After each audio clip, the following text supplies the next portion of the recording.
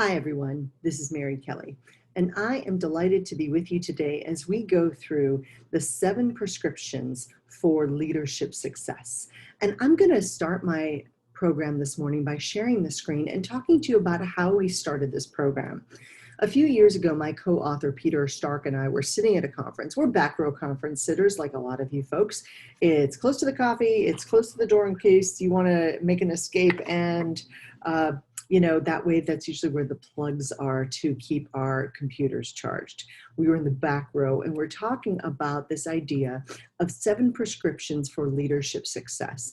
And mostly, we were talking about how difficult it is for many of our leaders, and I'm talking really great leaders, really good people, to do really well in their leadership job. Maybe they get promoted, maybe they're now supervising their peers, maybe the industry, like your industry, has just changed radically in the past 6 months to a year. So how difficult is it for leaders now to respond to the changing needs of their employees, their families, because the family is a big part of the job, and of course their customers? How do we respond even quicker to the changing needs of the marketplace? So this is 7 prescriptions for leadership success. We surveyed over 100,000 employees. And then we ask them questions like, hey, what makes you not be as productive at work as you'd like to be? Where are you somehow hampered by the actions or behaviors of your boss? What can leadership do for you that would make you an even better person at work? And from there, we took all of those answers and we taxonomized them into 7 categories. And then we went back to those people's leaders and we said, hey, are these problems in your workplace? And mostly our leaders were a little bit in denial or oblivious about the fact that this might be an issue in their workplace. So then we knew we had this delta, this shift between what employees were thinking and what their supervisors were thinking. So that's what we are sharing with you in this book called Why Leaders Fail. And it's not a bad thing. It's just inadvertent ways that leaders sometimes sabotage their own success. As I said, well-meaning and really good people sometimes just struggle. So we taxonomized it, put it in this book. At the end of every chapter of the book, there are 7 prescriptions for success for that one behavior. So there's 7 chapters, and in the end, there's these 7 specific recommendations. And then there's a bonus chapter on, are you a coachable leader? So can you coach others? And then are you able to be coached yourself? And we talk about those characteristics as well. And it includes a leadership assessment. So I hope you like the book. And here's my contact information in case you do have any questions about this or any of the other programs. This is my direct email, Mary@ProductiveLeaders, and I will answer the emails myself. I promise, promise, promise. So send me an email or just to say hi. I get lonely and I would love to hear from you. So some of the questions we try to answer in this program are, how can I better engage my people? Now, I'm already an awesome leader. Can I actually improve? And how can we improve our corporate culture, work better together, and create even more value, not only for our customers, but also as a great place to work for our employees? How can we create better value? Now, most of us, especially for the person in charge, we've been frustrated at work. And we've sometimes felt as though we're doing more than our fair share for the team. And we also want other people to just get that sense of urgency. Stop going so slowly, go in the right direction, do the right thing. How do we adequately convey that to other people? And of course, the big question is, why do so many good people, really good people, talented, smart, hardworking, great people just sometimes fail when they get promoted into a leadership position? Now, this is my list of things that keep me up at night. And my things that keep me up at night has mostly not changed until 2020. And then, of course, we added the last one. But the issues I get concerned about are the ongoing conflict in Syria, North Korean instability, the fact that we have terrorist groups and ISIS operating throughout the planet, that Iran continues to be a destabilizing force in its region, that we have global refugees who are struggling. that trade conflicts are still an issue, even though, as a good economist, most good economists say free trade is good, but everybody has to play on that playing field of free trade is good. If we've got a tariff on a European automobile and that's being taxed at 5%, but American cars going into, say, Germany are being taxed at 30%, that's not an equal playing field, for an example. So trade conflicts are a concern. This is, of course, why we have Brexit. This is why, of course, we've got some sanctions on some countries because they're not abiding by the World Trade Organization's mandates. We've also got political ugliness, and we tend to think that this is something that only happens in the United States or during election time, but political ugliness is, I think it's also a pandemic throughout the globe. And then we've got, of course, economic crises. Whenever you've got a global issue that is affecting every single country, there are going to be economic consequences. And some of those economic consequences, of course, are a rise in the unemployment levels, which we have certainly seen. You've got simply decreased productivity as people cannot work as effectively in, say, factories, restaurants. For example, restaurants in New York City where they were already at capacity, elbow to elbow, shoulder to shoulder, and now you're going to say that people have to stay 6 feet apart. Well, I don't know about you, but I've been to some of those pizza shops and sub shops in New York City, and the whole place is barely 6 feet apart. So that's just not going to work. And then there seems to be an overall lack of civility, and this can sometimes cause a carryover into the workplace. And again, this list has not changed for me, except for the last one in about 8 years. And then, of course, the launch of COVID. Now, what are some of the biggest challenges for you right now? That's my big picture list of the things that I worry about at night, as well as growing business. But what are the challenges for you? What is frustrating you at this moment? And the reason I ask that question, and I ask it a lot, is because it's imperative to know what you're struggling with. And it may not be big picture business stuff. Business may be going great. Maybe part of your problem is you don't have enough employees. You can't keep enough employees. And with some of the economic incentives to not work, this has been a big hit to your business. So what is frustrating you about that? And then many people, as we said, the whole focus of our book was what frustrates people about the people they work for. And again, this could be very well-meaning people. I worked with one organization and the person in charge, a great guy, everybody just said, not one person said, oh, he's terrible, he's mean, he's all this. Every single person said he was great, but his 360-degree assessment came back a little weak. And it came back weak because they said he's habitually late. And I thought, well, that's pretty harsh to kind of ding somebody on just not being able to be on time. Now, I was military, so I really like being on time, but I thought, okay. And they're like, no, you don't understand. When we say late, we're talking 45 minutes to a 1-hour meeting. He shows up for the last 15 minutes. I'm like, wait a second, with everybody? And they're like, all the time. So I addressed it with this great leader. I said, what is it with you not making it to meetings? He said, well, I just have a hard time cutting other people off when they want my time. And when people show up in my office, I feel like I should give them my focus. I said, but you realize that you've also got your people sitting in a conference room desperately waiting for you, and you're not there. And if you're not there, then all of a sudden those people feel wildly disrespected. And he's like, I know, I just can't tell people in front of me no. Okay, wait a second. That is chapter 6 in the book, when you can't tell people no. And one of the points we make is that it is more important to be respected than to be liked. And you also have to make sure your priorities are in order.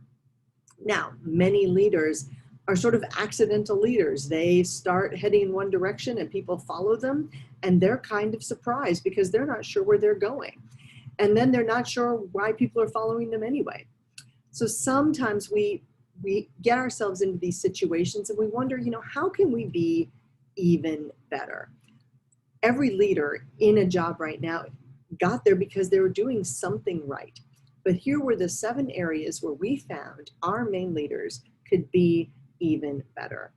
First, if you could have a more clear vision with clear and compelling goals, your people would appreciate it even more. If you've ever had a situation where you accidentally lost trust with some of the people who work for you. Maybe you promised something and you couldn't deliver. Maybe you said, hey, it looks like we're going to have a 2% bonus this year, and it came in at 1.5. That causes a loss of trust. Maybe some people perceive that you don't care about either the organization or them. Maybe some people feel as though you're being unfair. Maybe you are one of those people who's so worried about motivating and managing the team that you do neither. And maybe you're so worried about being popular that you don't make great decisions because you'd rather be liked. Maybe you're one of those people who you're confident at work, but maybe that's perceived as being arrogant. Now, keep in mind, people want to work for confident leaders. They don't want to work for arrogant leaders. So let's look at this. And again, like all of my programs, I want to make sure you get the great tools, techniques, and tactics that's going to help you move forward, navigate through rough waters, and come out on the other side just with less stress, happier teams, and more productivity. We believe your people desperately want to do a great job, but sometimes the systems are set up to where they're not. Maybe your inventory system is problematic. Maybe the billing cycles are too long. Maybe the invoicing is not where it needs to be. Maybe the phone system frustrates customers so that by the time they get on the phone with your service reps, they're already irritated. They're already angry. Well, wait a second. Let's fix those things that are aligned best with your clear vision and clear goals. So chapter number 1 is all about making sure you understand what your vision is going forward so that your team understands what your vision is, so that even in your absence, they know what to do. And this means having a vision and a mission that is clearly understood. So the mission, of course, is what it is you do. We play baseball, for example. The vision is we're going to play in the World Series. That's awesome. It's a very, very different situation. So the mission is what we do. The vision is where we're going. And the vision has to be exciting. It has to be compelling. It has to be interesting. And it has to be delivered in a way that people get excited about where it is they're going, even if they're not sure where they individually are going. Now, Disney, known as the happiest place on earth, has one vision, and that vision is we entertain. They are clear about that. We entertain. Now, along the way, they do a lot of good things, but their vision is very simple. They are a company that is just there to entertain others. Now, in some areas, people think they know what they're doing, and they think they know what they're going, and they look like they know what they're doing, but in some cases, it just doesn't work. So to fix this, we have, of course, a 5-minute plan. And those of you who have seen other programs or we were maybe together live, you know that I love my 5-minute plans. I know it sounds basic and simple, but it's also doable and viable. And if it gets you a 90% solution in 5 minutes versus no solution at all, I'll take it. So this is the 5-minute vision plan. And when we think about establishing our vision, we need to know the mission. So what do we actually do? Who do we actually serve now? And then what changes do we see in our industry in the future? And what external shocks? What are things that we couldn't predict? They came in out of nowhere, but they are impacting our business. What are those major changes or external shocks, such as COVID? And how will that affect what it is we do? How does that affect our purpose? And how does that affect our mission? Who will we serve in the future, in 1 year, 5 years, 10 years, 20 years? What does that demographic look like? What will they need and want in 5 years and 10 years as something we can deliver for them? What kind of responsiveness do they need? Where do they want to go? What do they need from us? And what legacy do we want to leave as we think about what we're going to do in the future? What do we want to be known for? What do we want to do? How do people perceive us? If there were no constraints, what would we do to move our business forward? And what is our vision going forward? So from all of those questions, we can then craft our vision going forward. Now, many people have this idea of a vision, but then they find that their people are not working to their full potential because they get to a goal, or they think about a goal and they struggle. And they think, oh, I can't do that because. It's very easy for our brain to say, you know what, I can't do that because. So this is one of the solutions for that, the 5-minute goal setting or goal completion plan. So think about whatever the goal it is you want to achieve. I want to grow my business by 5%. I would like to lose 5% of my body mass. I would like to increase strength, whatever it is. So let's just take that. That's a common New Year's resolution goal. I will just get healthier. That's not a great goal because it's hard to measure that. So let's say I will lose 7 pounds in the first 6 months of the year, and I will keep it off for the rest of the year. Okay, that's probably doable for a lot of people. And then we're going to complete this in 6 months. And then our secondary goal is going to be by December 31st, we're going to have kept those 7 pounds off, even through the holidays. And I know that's tough too. So the obstacles, of course, as soon as you say, I will lose 7 pounds of, say, fat, and I'll replace it with muscle or whatever you want to do, all of a sudden your brain starts to go, wait a second, you can't do that. You've been carrying around this extra, your brain automatically goes to the default of why you can't, until you tell it why it can. So some of the obstacles might be, you've been carrying around this extra 7 pounds for 25 years, or, you're really busy. You don't have time to go to the gym, or gyms are closed anyway, so you can't get to a gym. And you're already running all over the place. Maybe you're homeschooling kids now, maybe your spouse or your partner's working from home too. There's just not enough time in the day, and you can't go anywhere anyway. And maybe it's snowing outside and all these things. So you make a list of all the obstacles that would get in the way of your goal. And then for each one of those obstacles, you ask yourself and your brain, and maybe a few friends, so I don't really have time to work out, what can I do? And all of a sudden you fill in the solutions. You give your brain the solutions. And all of a sudden your brain goes, oh yeah, we could do that. Oh yeah, we could do that. So this is the part of your brain that controls your actions and behaviors. It's called the habenula. And the habenula loves to come up with reasons why you can't do something until you tell it that it can. And then it adapts actually fairly quickly. Then you create the action steps that's going to make this a reality. And it's, I'm going to start walking just 5 minutes a day, even if it's just around the outside of my house. I'm going to borrow a treadmill for 2 months. I am going to take the dog for a walk. I am going to eat a bag of carrots. I'm going to drink more water. I'm going to drink 64 ounces of water a day, whatever that looks like. And then those due dates. Remember, an action step is something like, that's why there's a check mark over here. The action step is something you can cross off or check off your list of things to do. And then you have to know when it is you are successful with what it is you're doing. And this is huge because most people never think about the success. You're already on to the next thing that you think you should be accomplishing. And part of that then feeds into the idea that you didn't really accomplish very much.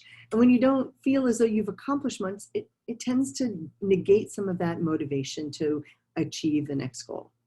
And then sometimes when we're in a leadership position, we don't want to tell people what to do when we know they already know. But remember, people need reminders of things they know. There is a reason I keep a Post-it note in my office that says, drink more water. Because I know I'm supposed to drink water. I've got a bottle of water right here. But in the morning, I frankly prefer coffee, like a lot of you. But I have to keep a Post-it note there saying, drink more water. Do I know to drink more water? Yes, I do know to drink more water. It's healthier for me than coffee. But I also need the reminder. Did I do that? Did I do that? Did I do that? It is also why, as some of you know, I am crazy mad about my productivity sheets. I print them off in these huge pads of productivity sheets, and I do them every single day.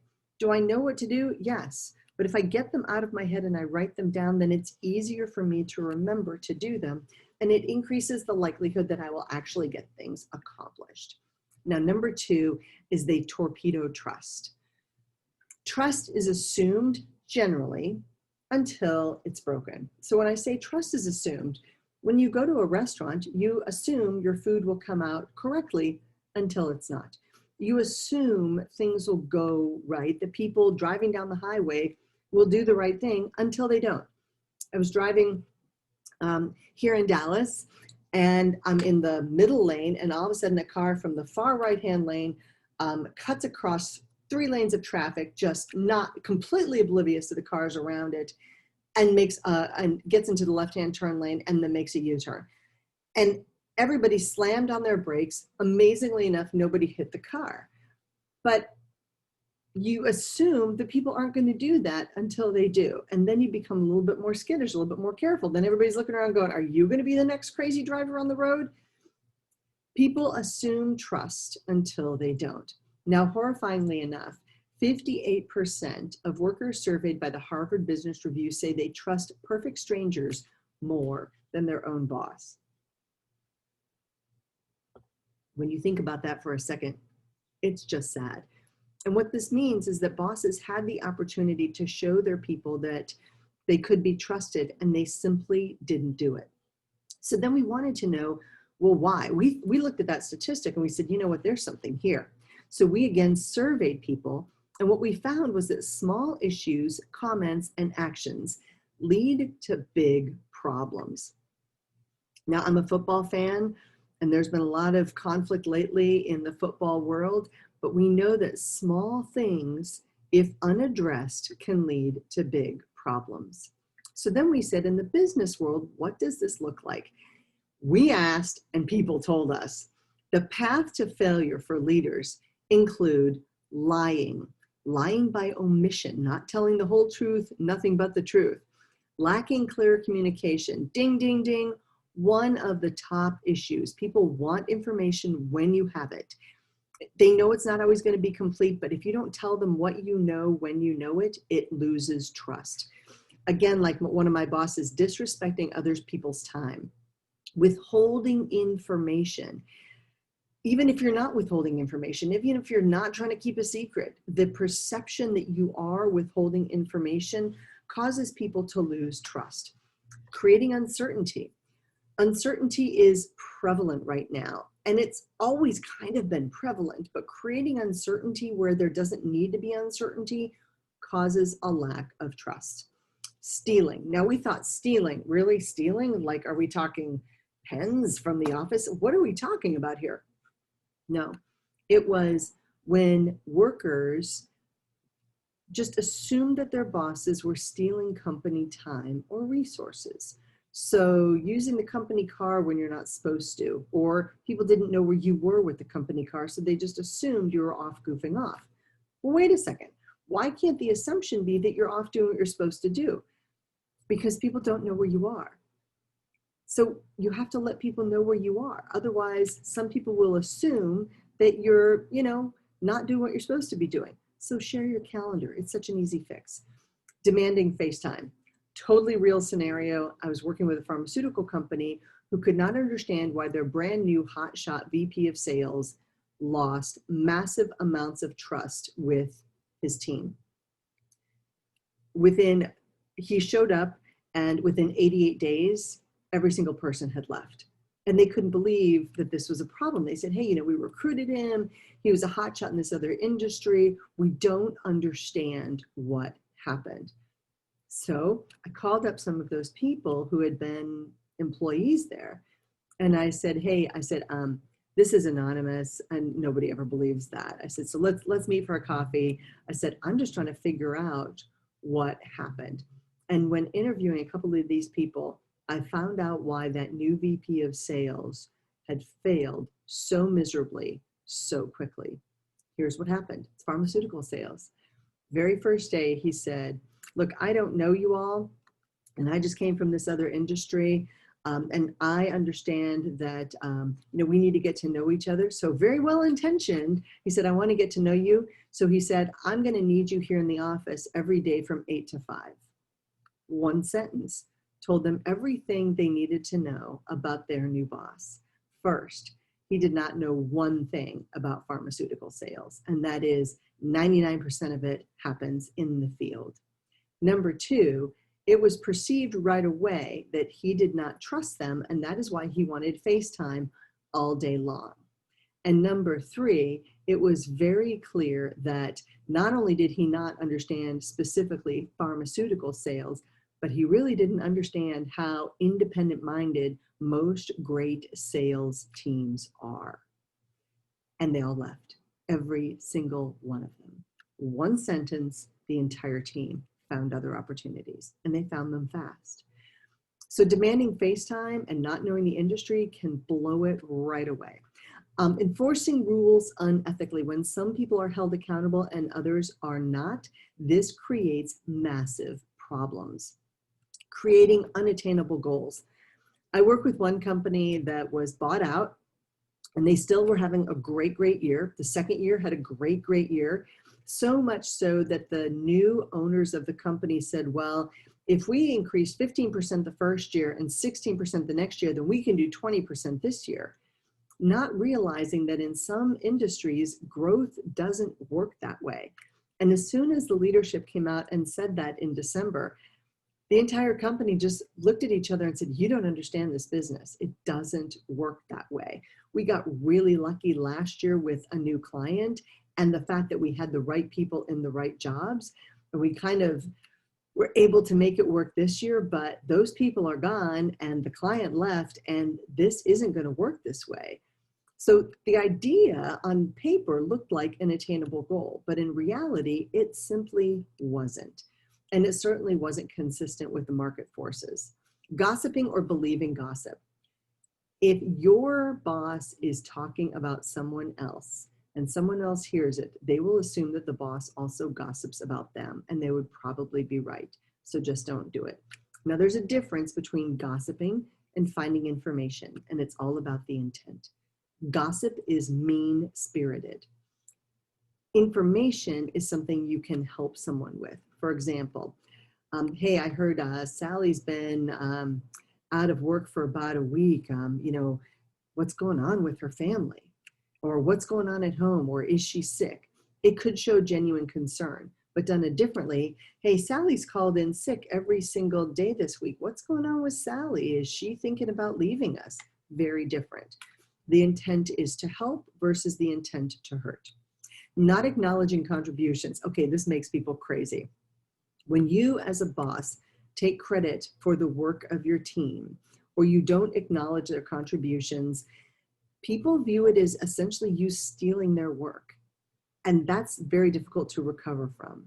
Name calling, actually calling people names that are, it's not nice, like name calling, like, no, yeah, don't do it. It's never okay.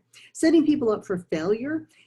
I have an entire whole chapter of another book on this, and it's where organizations ridiculously set people up for failure. For example, one of my friends who is a CFO was brought into a company, and they said the budget was that he had outstanding budgets for all the departments of, let's say, $10 million. But the company was only making $9 million. And the CEO said, well, you're just going to have to fix that. He's like, wait a second, but you just sent out everybody's budget and you gave them all a $10 million budget, knowing that our revenues for the year were only going to be $9 million. And again, the CEO just said, well, you're going to have to fix that. Well, okay, there's no way to fix that. So he obviously decided that that was not going to be the place for him to work. And then being disloyal.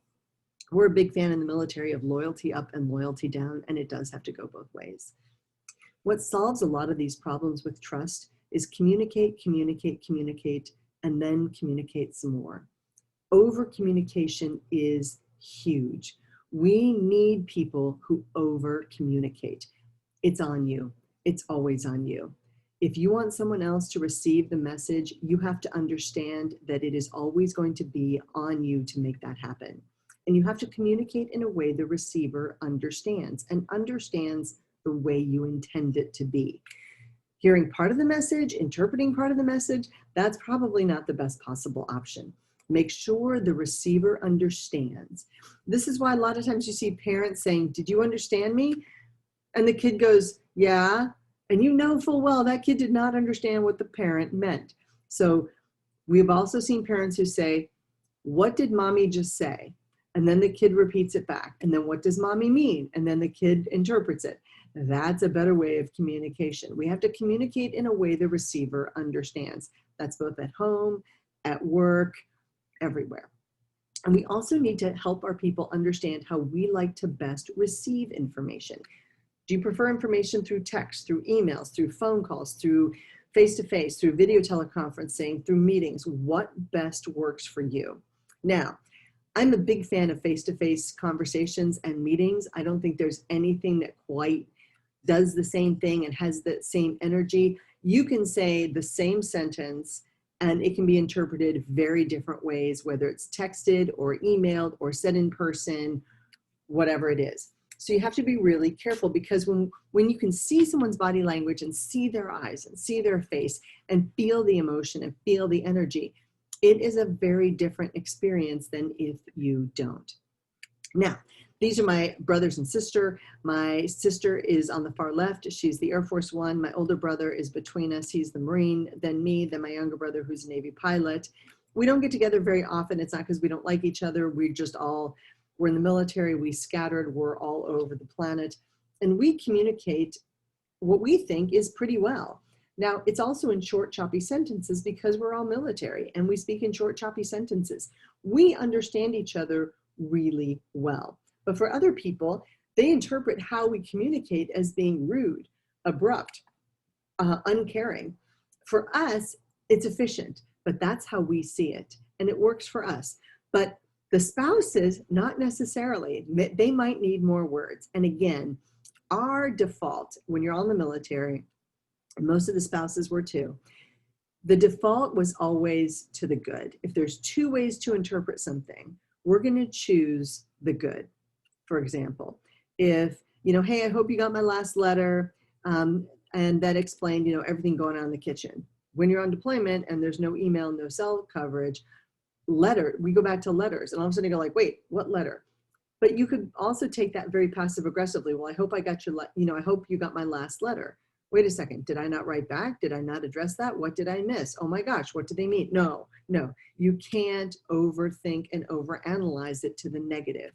Assume the good, just default to the good. If we could all have those great defaults in our head that's default to the good, that would be fantastic. As you know, I have landed on an aircraft carrier. I'm a grad from the Naval Academy. My classmates remain some of my best friends and best supporters. I am a card-carrying, crystal ball-toting economist. I've taught at both the Naval Academy and the Air Force Academy. I met my Marine Corps husband when we were doing counterterrorism work.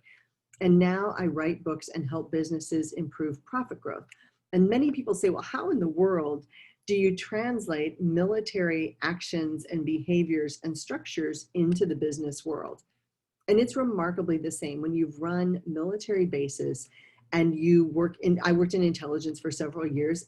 Business intelligence is really critical right now. You have to know what your customers are thinking, what your competition is doing, not in an I spy kind of way, but in a, hey, they're doing that. That's a great idea. Let's call them up and see if there's any way we could partner with them in really good cooperative competition ways where you're actually helping your competition and they're helping you. In the military, we also are expected to promote the people who work for us. And we kind of expect that your boss, if you're doing a good job, will promote you as well. We also make sure that everybody understands that, guess what? We're replaceable. Every 2 to 3 years, we change jobs, change locations, you change bosses. And most tours are 2 to 3 years long. So think about the fact that 1/3 to 1/2 of your workforce every single year is gone. You've got new people coming in. And oh, by the way, you don't get to hire them. They just show up. Sometimes you're at 75% manning, 50% manning. You've got to make it work with gaps, which means constant training, constant reiteration of that vision, and constantly building trust. Now, in the chat box right now, we can write in ways that this year has made things better because we have had some pluses this year. It is very easy to focus on the negative, but we know that trust is increased with repeated closed loop interactions. So close the loop. If you tell somebody you're going to do it, loop back with them and just send a note. Hey, I did this.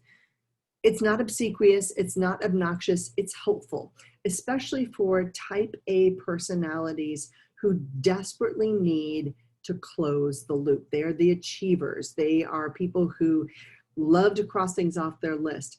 When you let them know you've done something, it actually allows them to cross something off their list, and it closes that text box in their head.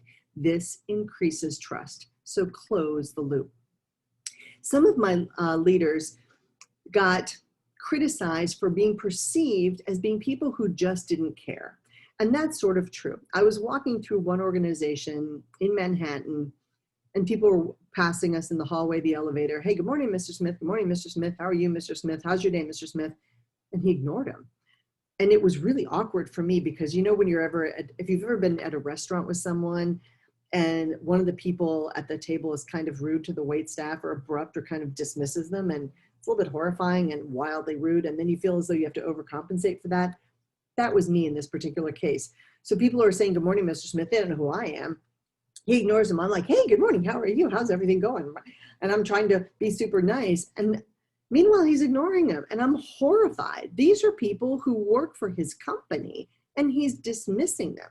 We get up to his office, close the door. I'm like, what was that? He says, I don't know what you're talking about. I said, 7 people greeted you on the way up to your office, and you ignored all of them. What is that about? And he said, it's not my job to care about people. I was like, wait, time out, man. It is exactly your job to care about people, because how you treat your people is how they treat each other, how they treat your internal customers and your external customers. If you don't care about people, it's rampantly obvious. And then he said something that kind of made me laugh. He said, well, what if I just fake it? Like, dude, come on, man. Yeah. People are going to see right through that. You can't just fake it. You desperately need to care about people. So that was what we worked on for a while. And so for many of my leaders, they say, well, I would show people I care about them, but I'm just so gosh darn busy. Look, I get it.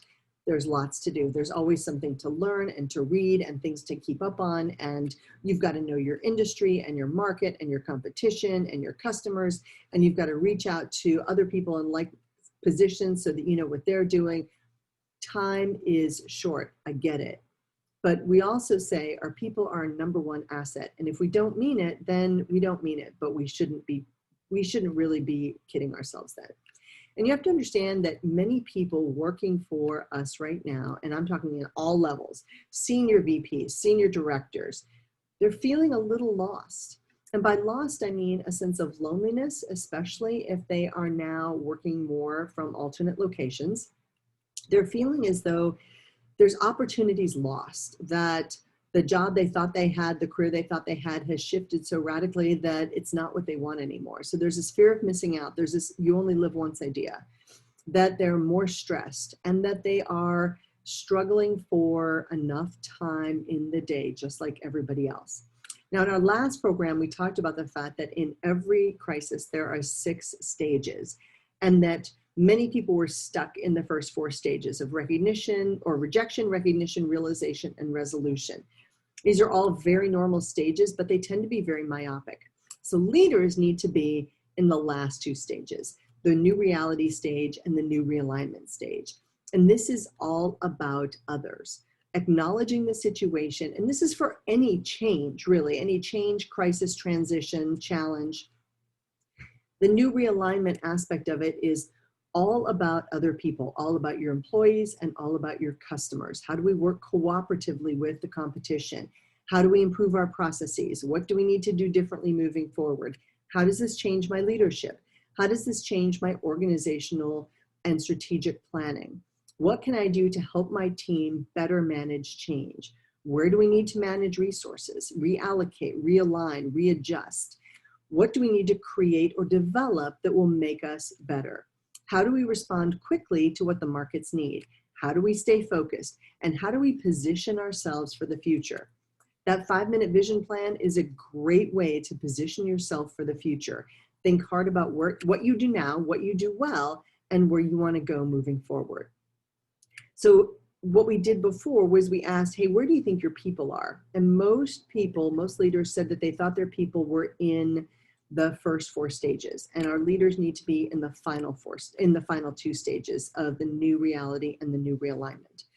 And here's some more free resources for you. Just again, quick reminders. I know you know this already, but just in case you need this, there should be something for you as you go through this. And I know you're getting credits or something for this, but I just always like to throw in a bonus. Now, some employees said, you know what, my boss is just unfair. And sometimes when digging into organizational structures, I found the bosses were being wildly fair, very fair. But that fairness was not being conveyed adequately because either the bosses didn't feel as though they wanted to burden their employees with details. Wait a second, you don't have to be, patriarchal about this or patronizing about this or anything like that. Your employees can handle information. What they can't handle is uncertainty. And one of the ways that, again, leaders are perceived as being unfair is when they're not adequately conveying the full situation or when they only confide in just a few people. And paradoxically, those few people sometimes feel as though, even though they're the go-to people, they're like, but the boss always comes to me to do this. The boss is always making me do this. I'm always the person who does this. And the boss is like, but that's because I trust you so much. And they're like, well, wait a second, trust me a little less because you're kind of burning me out.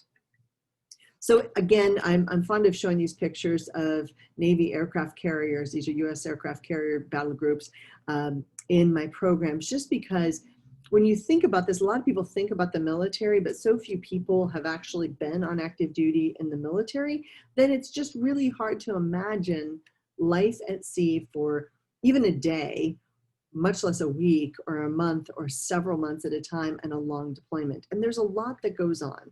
We have to launch planes off very small spaces. There's a lot of people, a lot of planes in very tight spaces. You have to learn to work well together. And we get up close and personal with jet engines, as I've said.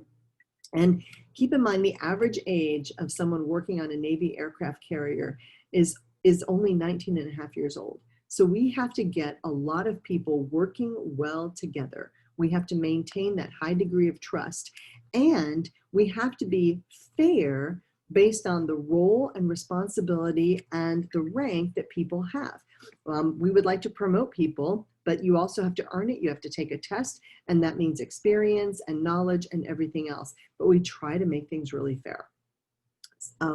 We succeed some of the time. Like with everything else, everything is process improvement. And this leads us into the teamwork aspect, that many leaders don't seem to understand that we are all one team and that we have to be able to do this together. And I even go as far as to say, in the industry, we are all one team. We are all trying to serve the same people. And regardless of who actually gets the business that day, we're kind of all in it together. So let's focus on that. Let's focus on working as parts of a whole so that we can come together to create something bigger than just ourselves and just our particular business.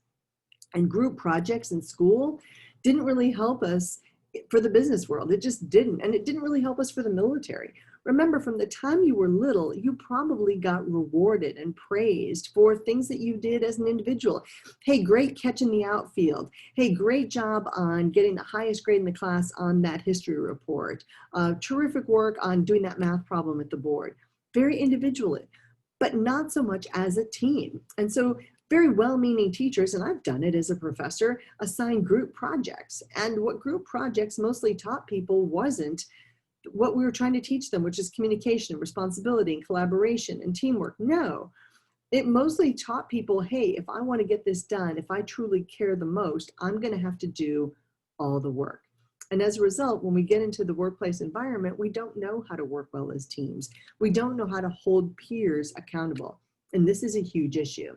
How do you hold someone accountable when they don't work for you? When you are on a project with people and you're from different departments and you're trying to work horizontally across different departments or divisions, and they don't work for you, and they're fine. They don't even mind telling you that, hey, I don't have to do what you say. I don't work for you. How do you get a group of peers to cooperate and collaborate and produce a final outcome? And the answer, of course, is you have to create a team.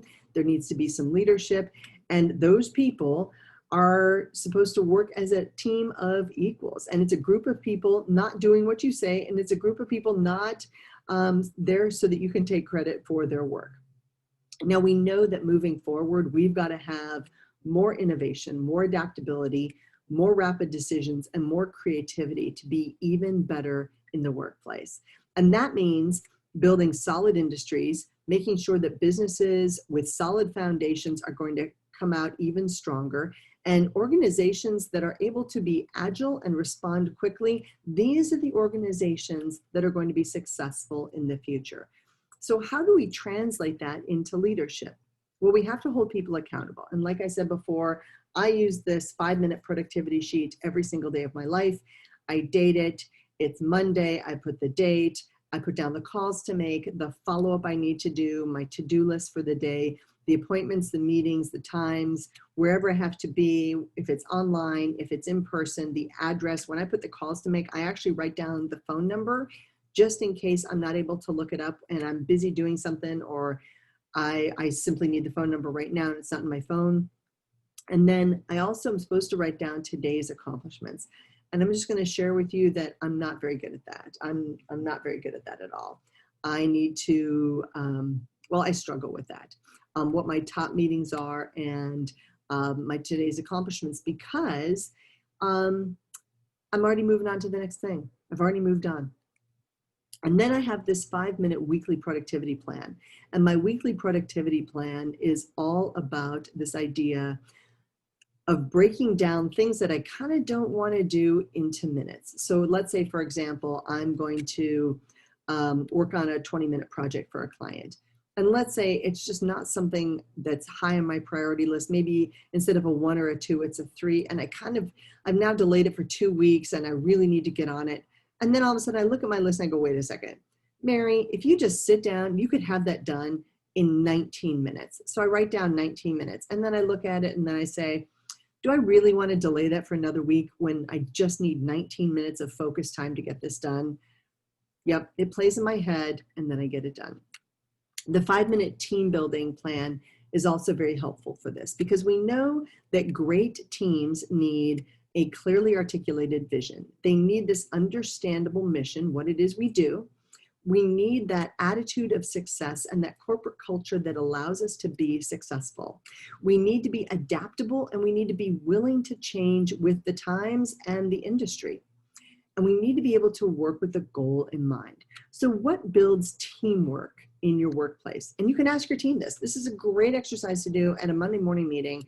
Hey, everybody, what builds teamwork around here? And you're going to get silence until somebody says, well, I kind of liked it when on Friday we did this, or I liked it when we all worked on the inventory on Saturday morning together and we really helped each other. And all of a sudden they will tell you. So then you ask, hey, what's working well in the workplace? Because again, it's very easy to sink into what's not going as well as we'd like. But you should also listen to that too. But ask the question, what's going well in the workplace? And have people tell you, little things like, I like the fact that we have a great coffee machine and I like coffee. I like the fact, boss, that you bring in donuts like once a month and I think that's nice. I like the fact that I have an open door relationship with my boss. What's working well? But then look at the things and ask people, hey, if there was one thing that you could improve, what would it be? And then listen very carefully. But don't ask the question if you're not willing to take action. Because otherwise people think, well, I'm telling you what to do to make the workplace better, and then you don't do it. So why should I bother? You have to be very, very careful. And this is why employee opinion surveys, while very helpful and can be very useful, can also be very damaging if you're not willing to take action. So then, what destroys teams. Think about a sports team or a group team or a community team. What destroys teams. And it's depending upon the group, you're going to have different answers. So what can I stop doing that might be harming my team? Well, some people are just naturally better at being team players, and some team players are naturally great at supporting other people. So again, I love sports analogies for this. And what do great team players do that makes what do they do that makes everyone want to be part of that team? And then what can I do to cultivate those qualities in myself? And then what are some of the characteristics the rest of the team or the workplace expects from me? And the reason there's a number down here is this is a page straight out of the book called 5 Minutes per Week. 5 Minutes per Week, it's on Amazon, and 52 Weeks to Building a Better Business. And so that's why there's a page number down there. Keep in mind, folks, every single person, like every car, is exactly the same, except where they're different, and that's where the magic happens. We need to embrace and use people's differentiation. People are like, use, doesn't that sound mean? No, we need to embrace that differentiation, use the strengths that people have. We don't want everybody to be the same. It would be so boring if it was. We need to embrace and use people's differentiation. And then some people push back and say, you just don't understand. I'm like, I do understand. We have to embrace and use other people's strengths. These young ladies figured it out. They figured out how to compete individually as well as a team, and they took home the gold. So we need to know what our gold is. And we have to understand that we as the boss are at the bottom of the pyramid, not at the top. Our job is to understand that taking care of customers starts with taking care of our employees and our direct reports so that they can support other departments, so that we can support our internal customers, so that they can support our ultimate customers. That's how this works. And of course, Oprah's magic was making everyone feel appreciated in the process. She made every single person in her audience feel as though they were the most important person in the room. So one of my challenges today is, how do you make the people in your organization feel as though they are the most important person in the room when you're talking to them, or when you're having a conference with them, or you're on the phone with them? Are you really listening? And are you showing appreciation in a way that matters to them? Those blanket emails that say, hey, everybody, thanks for doing such a great job, that doesn't make anybody feel special. People just hit the delete button. In order for appreciation to work, you have to thank people for doing a specific action, and you have to make it very personal to them. Just saying, hey, thanks so much for doing your job, that doesn't do anything. No, it's a very specific aspect of your job. Dear Melissa, thank you so much for putting on yet another great conference, because you are great at multitasking, making sure all the details are handled, and making sure everyone knows their job, their role, and helping our participants and our members feel amazing. I really appreciate your efforts. That is way better than, hey, Melissa, great job on whatever that thing was that you did. That doesn't matter at all. So remember, as you're moving forward as a leader, fix the problem, not the blame. Now, sometimes people do deserve some blame. But what I've noticed, especially this year, is there's just anger. People are angry. So sometimes they just want to be angry. So they kind of don't want to fix the problem, because it gives them a place to put their anger. And when we don't fix the problem, we like that blame game, because it just makes us feel a little superior. Think about it. That doesn't help our organization. We need to encourage innovation. We need to encourage the right risks. We need to encourage creative problem solving in a way that works for all of us and the organization.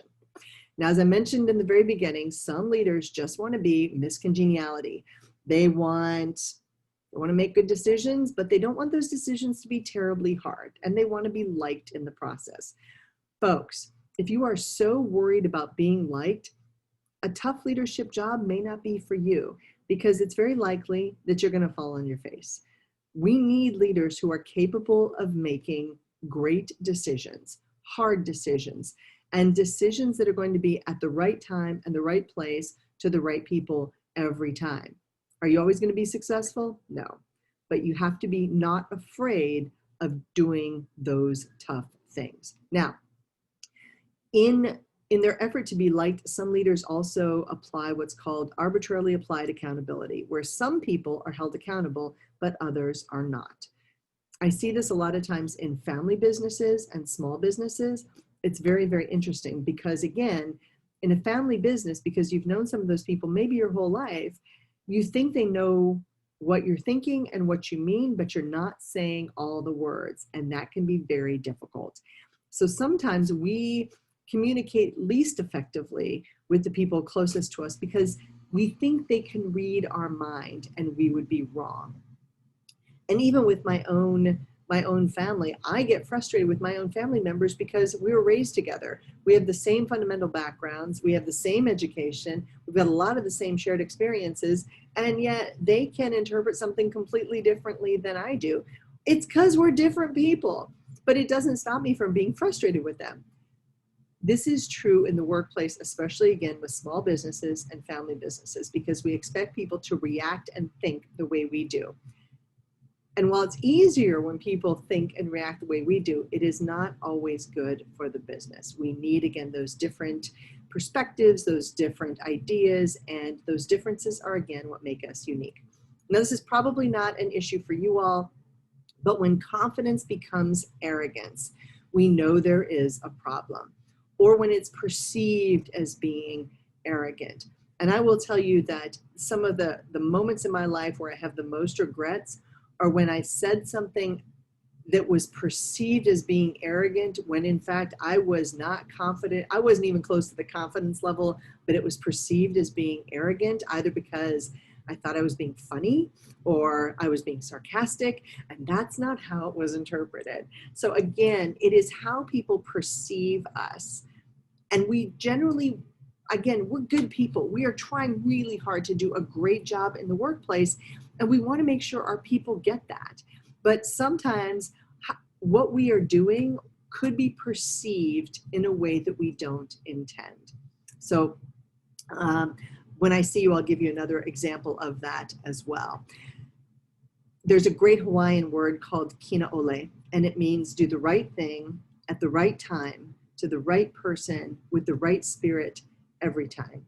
And a man named George Kanahele kind of penned this. And I just love this word because for us in the business world and in the service world, if we do the right thing at the right time to the right person with the right spirit every time, if all those components are there, we're probably going to do just great.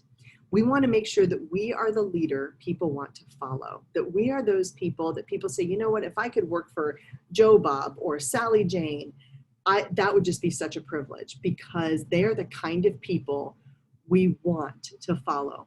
Folks, people have never needed leadership more. We need great people in great leadership positions doing the right thing at the right time with the right spirit to the right person every time. So with that, one last image of life on a Navy ship. I know that some people are feeling as though working from alternate locations is a little bit challenging, and this is how we get to work up close and personal on Navy ships. And I just wanted to share that with you just for a matter of perspective, because everything is relative. These are some of the books I reference all the time. We talked today about the Red Book, Why Leaders Fail. And there is a website for this called 7prescriptionsforsuccess.com, 7prescriptionsforsuccess.com. And there you'll find the course handout and some other resources that are live all the time, not just on this website. Again, if there's anything I can do to help you become an even better leader, please don't hesitate to drop me a note. I am always excited to hear from you, and I can't wait to see you live and up close and personal when we can get together again. Thank you so, so much for your great time today. I appreciate you more than you can imagine, and have a great rest of the day.